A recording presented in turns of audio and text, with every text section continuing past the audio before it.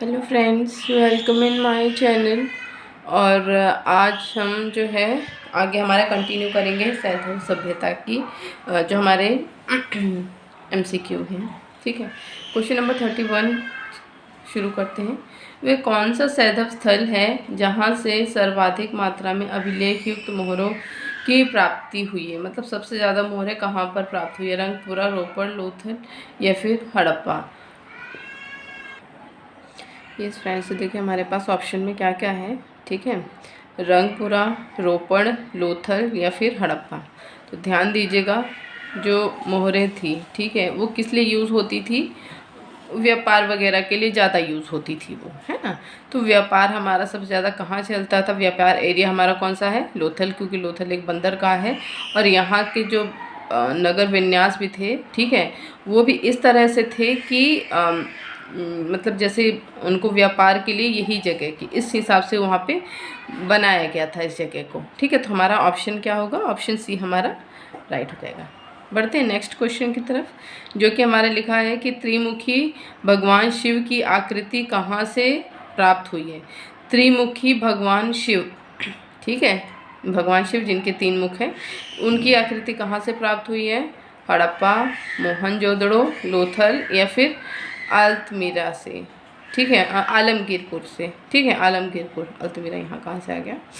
ठीक है, तो हमारा ऑप्शन क्या हो जाएगा? ये मोहनजोदड़ो सही हो जाएगा। ठीक है, नेक्स्ट क्वेश्चन हम पढ़ते हैं। देखिए नेक्स्ट क्वेश्चन हमारा क्या बोल रहा है। स्वतंत्रता प्राप्ति के बाद, ठीक, भारत में सर्वप्रथम किस हड़प्पाई स्थल की खुदाई हुई? अब स्वतंत्रता के बाद की बात कर रहा है, तो रोपड़, कालीबंगा, पीलीबंगा, इनमें से कोई नहीं। ठीक है, कालीबंगा, पीलीबंगा नहीं, तो पीलीबंगा तो इसमें से हट जाएगा।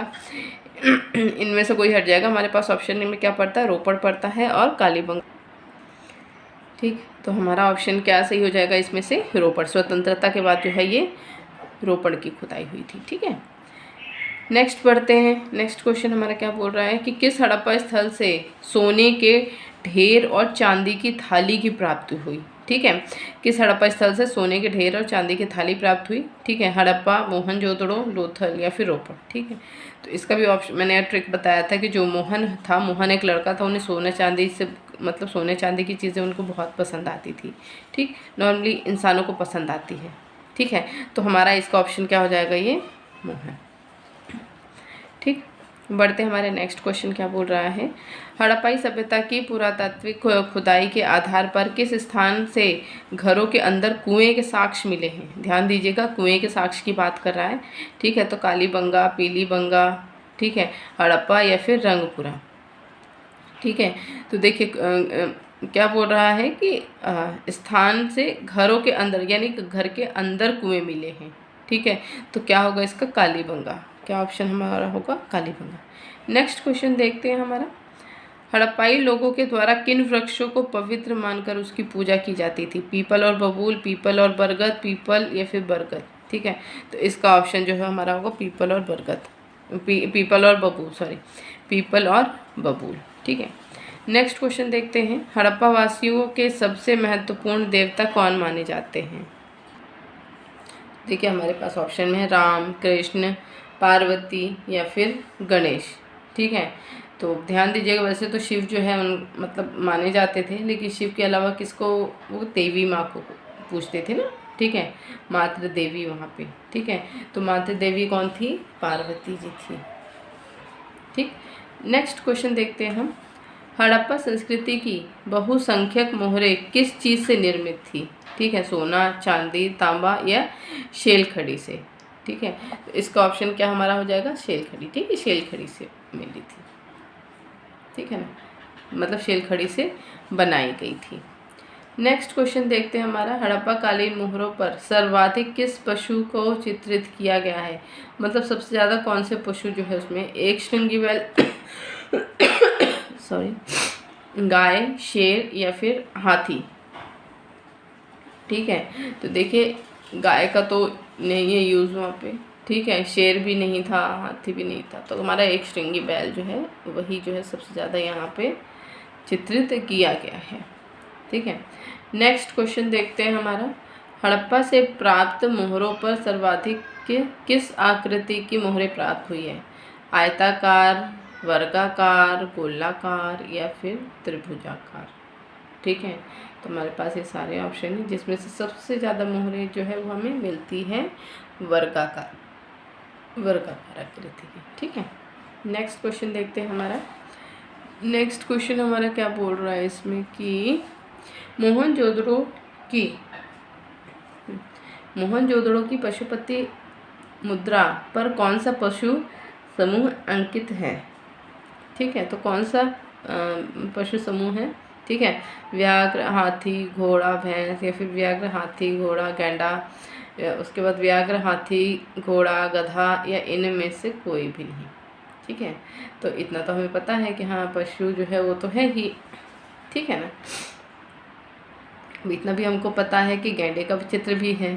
ठीक है, तो अब देखो कि गैंडे का चित्र कहाँ कहाँ है। गैंडे का चित्र यहाँ है, गैंडे का चित्र यहाँ है, यहाँ पे नहीं है ना। तो ये दोनों ऑप्शन तो हमारा कट गया है ना।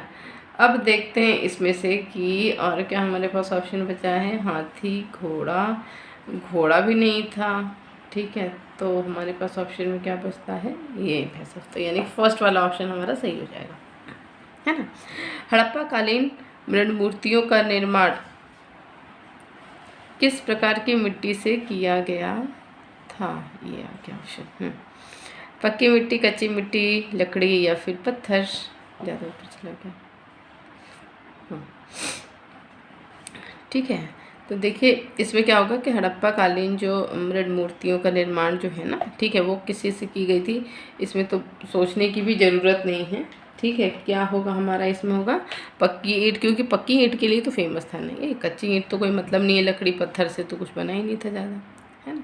अब देखते हैं नेक्स्ट क्वेश्चन। हड़प्पा संस्कृति के नगरों में मकानों का आकार किस प्रकार का पाया जाता। तो जो मकान था उनका आयताकार, वर्गाकार, त्रिभुजाकार या उपयुक्त सभी। ठीक है, तो इसमें से जो है आयताकार के ही सिर्फ जो मकान है वो पाए गए। त्रिभुजाकार कोई मतलब ही नहीं है, पहले भी कोई नहीं बनाता था। अभी सोचिए कि रहते कैसे त्रिभुजाकार में, तो कोई मतलब ही नहीं। उपरोक्त सभी से कोई मतलब नहीं है, दोनों ऑप्शन अपने का आप कट गए।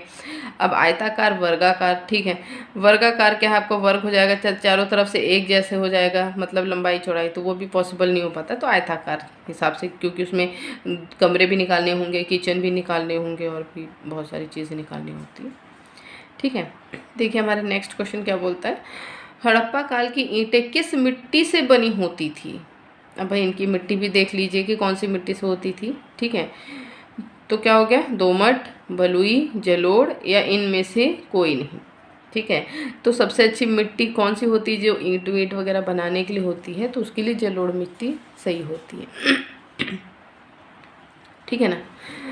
अब देखिए नेक्स्ट क्वेश्चन क्या बोला हमारा। हड़प्पा काल में दीवारों और फर्श के कोने बनाने के लिए किस आकार की ईंटें प्रयोग होती थी। ठीक है, U, L, F, Z। ठीक है, तो ये भी हमने जो है जब हमारा डिटेल क्लास हो रहा था वहाँ पे भी हमने देखा था ना। तो U वहाँ पे मिला था, ना F मिला था, ना Z मिला था, सिर्फ L जो है एक जगह पे हमें मिला था। ठीक है, तो L प्रकार की ईंटें जो होती थी उसी का उपयोग किया जाता था दीवार और फर्श बनाने के लिए, है ना। अब देखिए नेक्स्ट क्वेश्चन क्या है कि नेक्स्ट क्वेश्चन हमारा बोल रहा है कि किस हड़प्पा स्थल से मकान के फर्श को बनाने के लिए अलंकृत ईंटों का प्रयोग का प्रमाण मिला है। यानी कि जो ईंटें भी होती थी ना वो कैसी रहती थी, अलंकृत रहती थी। ठीक है, तो कालीबंगा, पीलीबंगा, रंगपुर, रोपड़। ठीक है, तो क्या ऑप्शन में हमारा होगा कालीबंगा से हमें मिली थी। ठीक है ना। देखते हैं नेक्स्ट क्वेश्चन। भारत में चांदी का प्रयोग सर्वप्रथम किस काल से माना जाता है। ठीक है, तो जो चांदी का प्रयोग है वो सर्वप्रथम जो है वो कहाँ से माना जाता है हमारा, वैदिक काल, सिंधु काल, गुप्त काल या कुषाण काल। ठीक है, तो हमारा ऑप्शन में क्या होगा हमारा सिंधु काल। ठीक है, ये इम्पॉर्टेंट है, याद कर रख लीजिएगा इसको। अब देखिए हड़प्पा में कुल कितने अन्नागार प्राप्त किए गए हैं। ठीक है, 12, 13, 14, 15, इतने सारे ऑप्शन हैं। तो याद रखिएगा सिर्फ और सिर्फ 12 अन्नगार जो है हमें प्राप्त हुए हैं। ठीक है, अन्नगार। नेक्स्ट क्वेश्चन हमारा देख लेते हैं, क्वेश्चन नंबर हमारा 49। ठीक है, भारत में विशालतम हड़प्पा कालीन बस्ती कौन सी थी, मतलब सबसे बड़ी बस्ती जो है। ठीक है, मोहनजोदड़ो, लोथल, धौलावीरा या फिर बनवाली। ठीक है, तो याद रखिएगा जब बात आती है विशालतम यानी कि काफ़ी बड़े स्पेस में जो बस्ती बसी थी, तो काफ़ी बड़े स्पेस में जो हमारी बस्ती बसी थी ना, वो कौन सी है? हमारी धौलावीरा। कौन सी है? हमारी धौलावीरा। ठीक है, अब हम बढ़ते हैं हमारा नेक्स्ट क्वेश्चन। ठीक है, जो कि आज का हमारा लास्ट क्वेश्चन है और इस चैप्टर का भी हमारा ये लास्ट एमसीक्यू है। उसके बाद हम कल से हमारा नेक्स्ट चैप्टर पढ़ेंगे, भारतीय चित्रकला के प्रमुख केंद्र। ठीक है, यानी कि जो हमारे प्रागैतिहासिक जो हमारे जो है गुफाएं वगैरह थी, ठीक है, उसके बारे में पूरा जोगीमारा हो गया, अजंता हो गया, एलोरा हो गया, इसके क्वेश्चंस कल हम नेक्स्ट वीडियो में हम देखेंगे। ठीक है, तो देखिए लास्ट क्वेश्चन हमारा क्या बोल रहा है इसमें। ठीक है, कि सिंधु सभ्यता का पतन कब हुआ? 1800 ईसा पूर्व, 1900 ईसा पूर्व, 1800 ईस्वी में, या फिर 1750 ईस्वी में। ठीक है, तो ये दोनों ऑप्शन तो अपने आप कट गए, क्योंकि ईस्वी तो कोई मतलब नहीं। 1800 ईस्वी अभी ज़्यादा दिन नहीं हुआ है, 1750 ईस्वी भी अभी ज़्यादा दिन नहीं हुआ है। अब बचा हमारे पास ऑप्शन में कौन? ठीक है, 1800 ईसा पूर्व और 1900 ईसा पूर्व। ठीक है, तो याद रखिएगा सिंधु सभ्यता का पतन जो है वो 1800 ईसा पूर्व, ठीक है ना, ईसा पूर्व में हुआ है। ठीक है, तो ये आज के लिए सेशन में इतना ही, मिलते हैं नेक्स्ट वीडियो में।